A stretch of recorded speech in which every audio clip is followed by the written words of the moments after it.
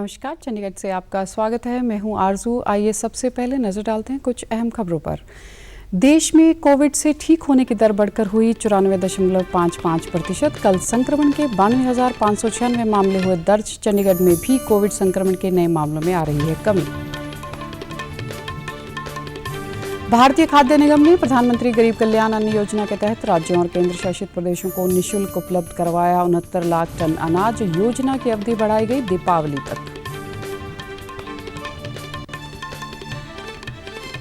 और चंडीगढ़ में आज से बाजार रहेंगे सुबह 10 बजे से शाम 6 बजे तक।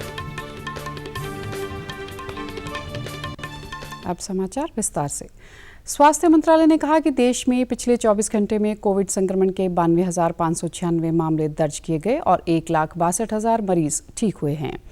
संक्रमण से ठीक होने वालों की दर बढ़कर 94.55% हो गई है। अब तक 2,75,00,000 से अधिक लोग महामारी से ठीक हो चुके हैं।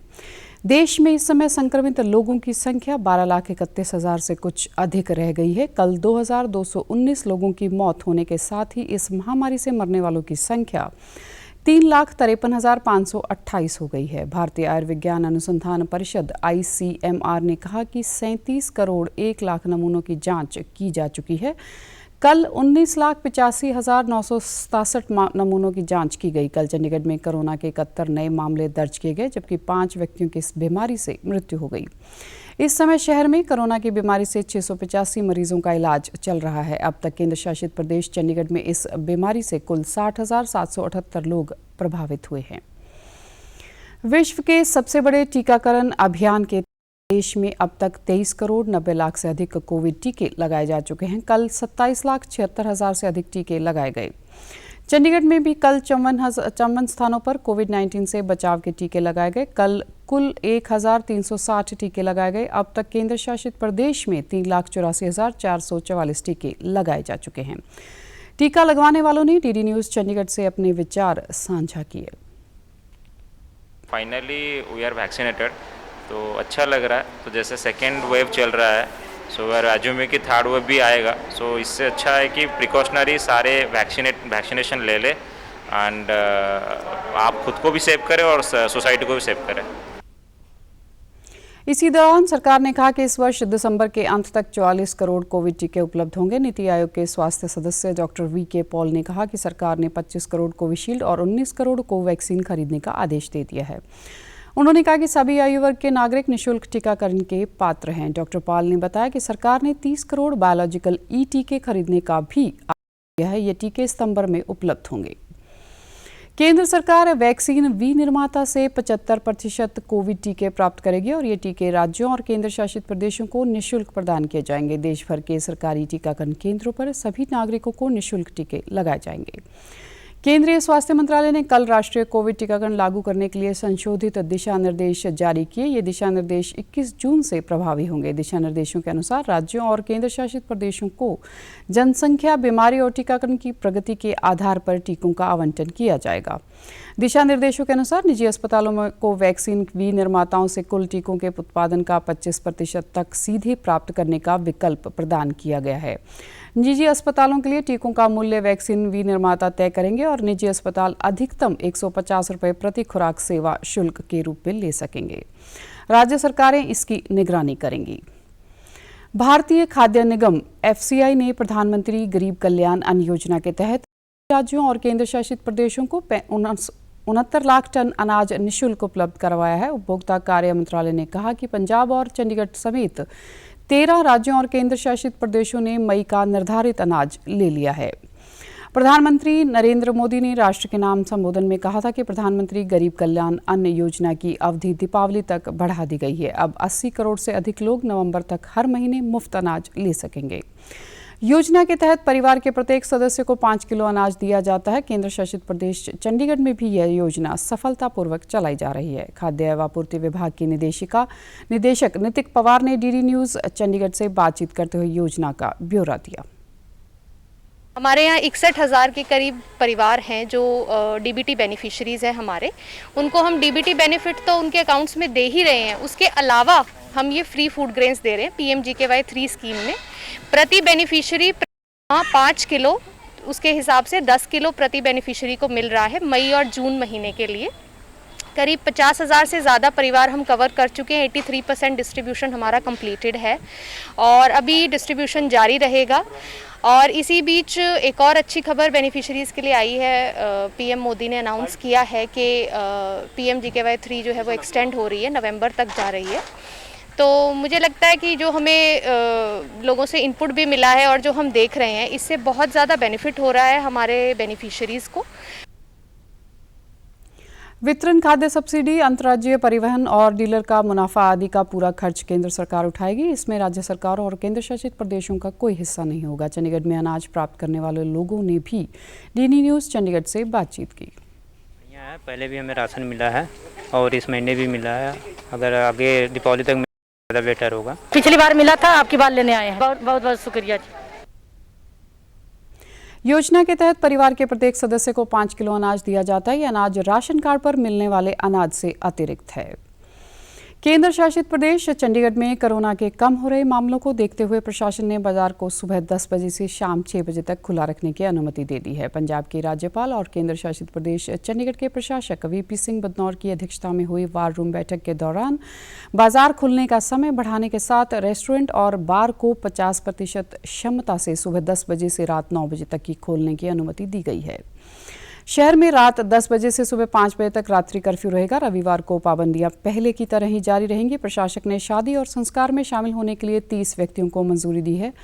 सुखना लेक सुबह 5 बजे से रात 8 बजे तक खुली रहेगी। पुलिस को यह सुनिश्चित करना होगा कि जाने वाले सभी व्यक्ति कोविड प्रोटोकॉल का सख्ती से पालन कर रहे हैं। प्रशासन ने निर्देश दिए कि दुकानदारों को कोरोना नियमों का सख्ती से पालन करना होगा।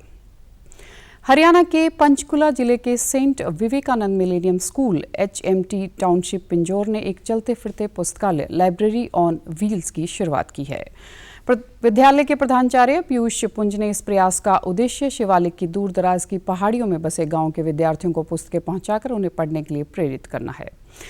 उन्होंने कहा कि पिछले 14 महीने से बच्चे घरों में बंद हैं और अपने अध्यापकों से केवल डिजिटल माध्यम से जुड़ रहे हैं। उन्होंने कहा कि इस पुस्तकालय द्वारा स्कूल के बच्चों के अलावा और बच्चों के लिए भी किताबें दी जा रही हैं।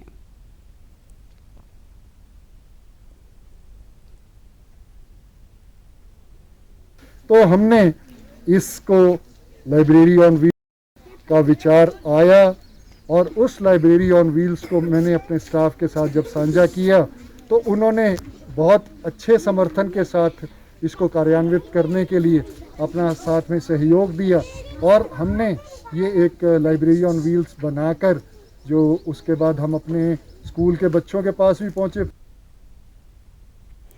स्कूल के इस प्रयास की विद्यार्थियों और अभिभावकों द्वारा प्रशंसा की जा रही है। 9वीं कक्षा के विद्यार्थी ने अपने अनुभव साझा करते हुए कहा कि स्कूलों से आई किताबों से ज्ञान प्राप्त करने का सुअवसर मिल रहा है।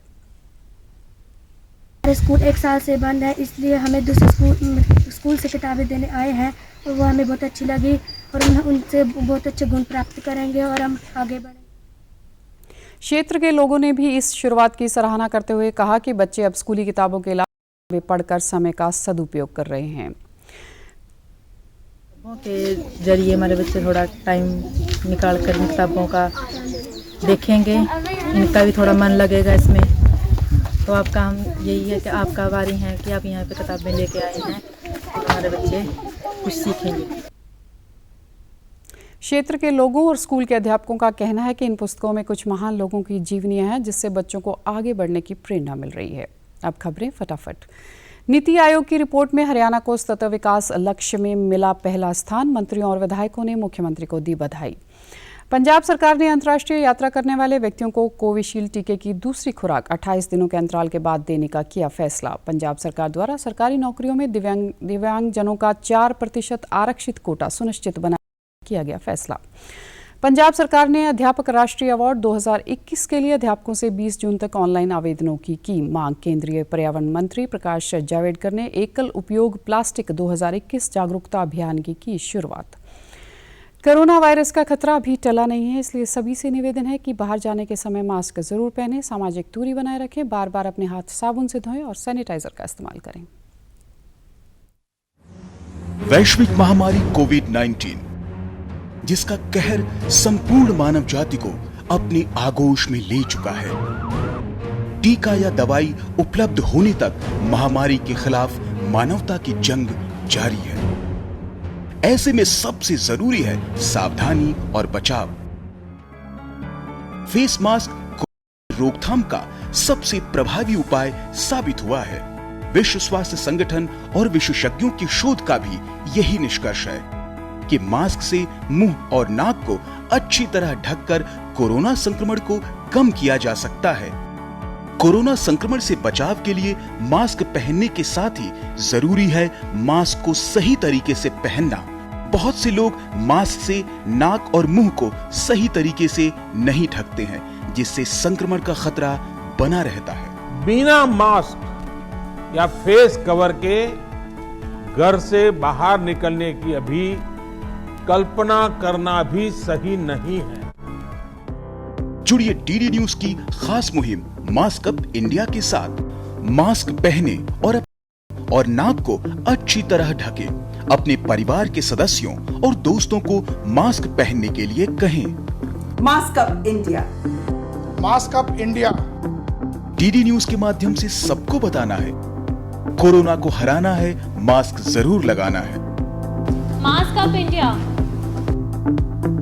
Mask up India, mask up India.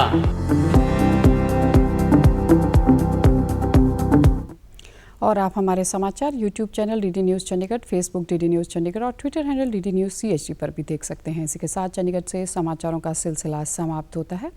अब मैं स्टूडियो से बाहर जा रही हूं तो मैं अपना मास्क पहन रही हूं। आप भी अपने घर से बाहर निकलें तो मास्क ज़रूर पहनें। नमस्कार।